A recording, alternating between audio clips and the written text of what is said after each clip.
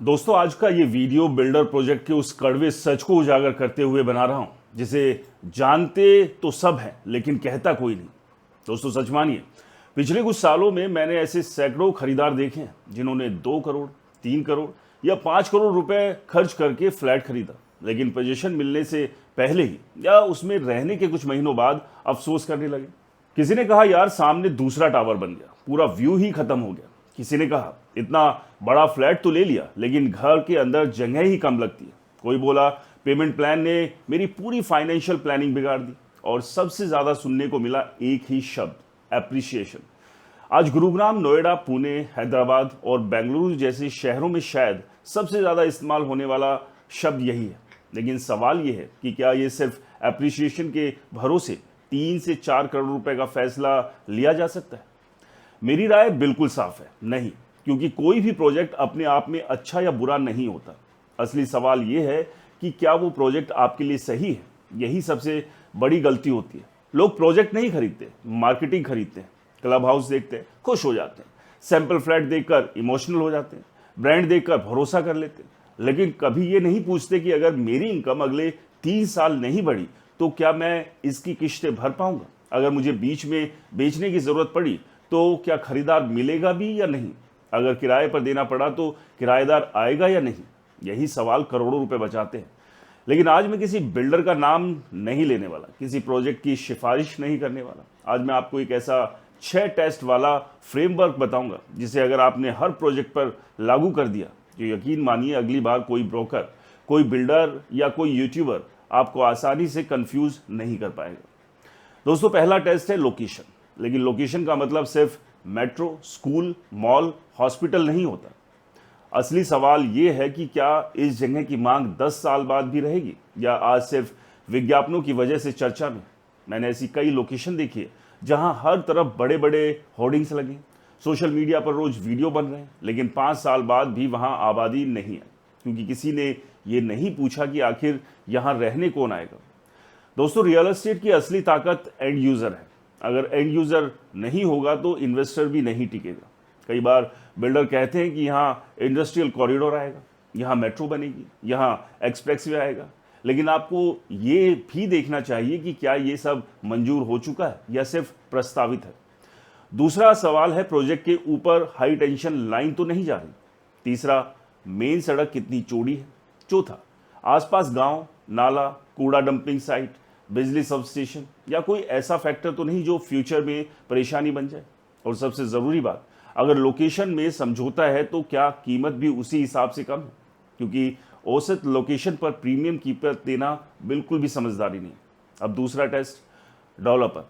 भारत में पिछले 1.5 दशक में कई बड़े नाम भी मुश्किलों में फंसे।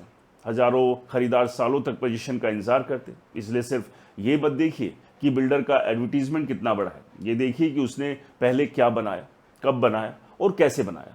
अगर कंपनी सूचीबद्ध है तो उसकी फाइनेंशियल नतीजे देखिए, अगर नहीं है तो उसकी बाजार में साख देखिए।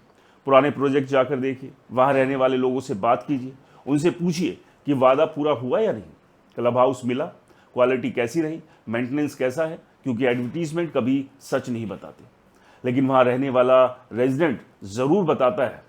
अब तीसरा टेस्ट, प्रोडक्ट। आजकल सैंपल फ्लैट देखकर लोग बुकिंग कर लेते हैं, लेकिन असली प्रोडक्ट सैंपल फ्लैट नहीं, मास्टर प्लान होता है। कितने एकड़ ज़मीन है, कितने टावर है, कितने फ्लैट है, डेंसिटी कितनी है। आज कई प्रोजेक्ट 80 से 100 फ्लैट प्रति एकड़ की डेंसिटी तक पहुंच चुके हैं। लेकिन डेंसिटी हमेशा खराब नहीं होती, लेकिन खराब प्लानिंग ज़रूर खराब होती है। सुपर एरिया और कारपेट एरिया का फ़र्क समझिए। अगर 2000 वर्ग फुट का फ्लैट है लेकिन इस्तेमाल करने लायक जगह कम है तो बड़ा नंबर सिर्फ कागज़ पर है। सीलिंग हाइट देखिए, टावर के बीच दूरी देखिए, हवा रोशनी देखिए, पार्किंग देखिए, ईडब्ल्यूएस ब्लॉक कहाँ है, विजिटर पार्किंग कितनी है, क्लब हाउस आबादी के हिसाब से पर्याप्त है या नहीं। याद रखिए, लग्जरी का मतलब सिर्फ इटालियन मार्बल नहीं होता, लग्जरी का मतलब है रोज आराम से जीना। अब चौथा टेस्ट, जिसे मैं सबसे इंपॉर्टेंट मानता हूँ, फाइनेंशियल टेस्ट। दोस्तों, भारत में अधिकांश लोग गलत प्रोजेक्ट नहीं खरीदते, गलत पेमेंट प्लान खरीदते हैं।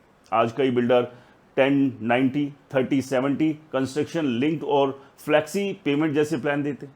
लेकिन सवाल यह है कि आपकी जेब किस प्लान की को इजाज़त देती है। अगर अगले 3 साल आपकी इनकम नहीं बढ़ी तो क्या आप मांग आने पर भुगतान कर पाएंगे? अगर नौकरी चली गई तो, अगर बिजनेस धीमा हो गया तो, अगर एग्जिट नहीं मिला तो? यही सवाल बुकिंग के समय कोई नहीं पूछता और बाद में डिस्ट्रेस सेल करनी पड़ती है। दोस्तों, रिजर्व बैंक के आंकड़ों के अनुसार भारत में होम लोन लगातार बढ़ रहा है और अधिकांश परिवार अपनी इनकम का बड़ा हिस्सा ईएमआई में खर्च कर रहे हैं। इसलिए सिर्फ ये मत देखिए कि फ्लैट कितना महंगा है, ये भी देखिए कि उसे खरीदना कितना आसान या कितना मुश्किल है। कई बार 5 करोड़ का फ्लैट आसान पेमेंट प्लान की वजह से बेहतर साबित होता है, जबकि 3 करोड़ का फ्लैट आक्रामक मांगों की वजह से सरदर्द बन जाता है। 5वां टेस्ट है एंड यूजर टेस्ट। खुद से पूछिए कि आप ये फ्लैट क्यों खरीद रहे हैं, रहने के लिए या इन्वेस्टमेंट के लिए? अगर रहने के लिए खरीद रहे हैं तो आपके बच्चों का स्कूल, ऑफिस की दूरी, परिवार की ज़रूरतें ज़्यादा इंपॉर्टेंट है। अगर इन्वेस्टमेंट के लिए खरीद रहे हैं तो सबसे बड़ा सवाल ये है कि फ्यूचर में यहाँ कौन रहेगा? Young families, senior citizen family, corporate कर्मचारी। अगर किराएदार नहीं आए तो किराया नहीं मिलेगा, अगर खरीदार नहीं आया तो एग्जिट नहीं मिलेगा। इसलिए प्रोजेक्ट का एंड यूज़र पहचानना बेहद ज़रूरी है। और अब आखिरी टेस्ट, प्राइस और वैल्यू। दोस्तों, सबसे बड़ी गलती यही होती है कि लोग सिर्फ प्रति स्क्वायर फीट कीमत देखते हैं, लेकिन वास्तविक लागत में जीएसटी, पीएलसी, पार्किंग, आईएफएमएस सदस्यता, बिजली पानी connection, stamp duty, registration, transfer charge और कई दूसरी लागतें जुड़ी है। इसलिए सिर्फ बेस प्राइस देखकर तुलना मत कीजिए, ये देखिए कि उस कीमत के बदले आपको क्या मिल रहा है। आज भारत के कई प्रमुख शहरों में प्रीमियम हाउसिंग की कीमतें लगातार बढ़ रही है, जबकि अफोर्डेबल रेजिडेंट्स की मांग कमजोर हो रही है। यही कारण है कि हर महंगा प्रोजेक्ट अच्छी वैल्यू नहीं देता और हर सस्ता प्रोजेक्ट खराब नहीं होता। मेरी सालों की समझ कहती है कि रियल एस्टेट में सबसे ज्यादा पैसा वही व्यक्ति बचाता है जो खरीद से पहले सवाल पूछता है। अगर कोई प्रोजेक्ट इन 6 test, location, developer, product, financial, end user और प्राइस एंड वैल्यू में पास हो जाता है, तभी उसे गंभीरता से देखिए। अगर इनमें से 2-3 बड़े टेस्ट फेल हो रहे हैं तो चाहे ब्रोशर कितना भी शानदार हो, चाहे लॉबी में झूमर कितना ही बड़ा हो, चाहे क्लब हाउस 5 सितारा होटल जैसा हो, आपको रुक जाना चाहिए। क्योंकि आखिर में आप क्लब हाउस नहीं खरीद रहे, आप अपनी जिंदगी के कई सालों की कमाई खरीद रहे हैं। मेरी बतौर रियल एस्टेट एक्सपर्ट यही राय है कि रियल एस्टेट में सबसे बड़ी गलती गलत प्रोजेक्ट खरीदना नहीं, बल्कि बिना फ्रेमवर्क के प्रोजेक्ट खरीदना है।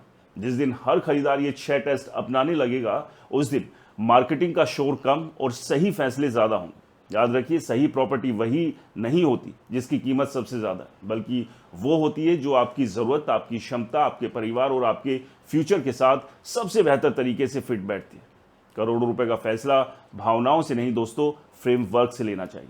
और अक्सर हम यहीं पर बड़ी चूक करते हैं और इसी का फायदा चमकदार ब्रोशर दिखाकर ब्रोकर और बिल्डर आपको चूना लगा देते हैं। और ऐसे हजारों लाखों केस हैं जहां लोग अभी भी छोटी छोटी गलतियों के चक्कर में अपनी लाखों करोड़ों रुपए की कमाई को डुबो कर बैठे हुए हैं। और बहुत सारे बिल्डर हैं जो अपने आप को दिवालिया कर गए या मैदान छोड़कर भाग गए, लेकिन नुकसान किसका होता है? आपका। इसलिए अपनी मेहनत की कमाई को कहीं भी लगाने से पहले 10 बार सोचिए। जल्दी करने की कोई जरूरत नहीं, क्योंकि मार्केट में आपको हमेशा ये कहा जाएगा कि सर अभी ले लीजिए वरना कल महंगा हो जाएगा, या फिर अभी ले लीजिए कल तक बिक जाएगा। तो इस फोमो में आने की बिल्कुल जरूरत नहीं है। दोस्तों, ये 6 टेस्ट, क्या आपने भी कभी इस फ्रेमवर्क के साथ जाकर फ्लैट लेने की सोची है? अपना अनुभव कमेंट बॉक्स में ज़रूर बताएं। इस वीडियो को ज़्यादा से ज़्यादा शेयर ज़रूर करें ताकि और लोग भी जल्दबाजी के चक्कर में अपनी मेहनत की कमाई को कहीं फंसा ना दें। और आपके अपने चैनल को सब्सक्राइब और फॉलो करना बिल्कुल ना भूलें। मिलते हैं अगले वीडियो में, तब तक के लिए नमस्कार, जय हिंद।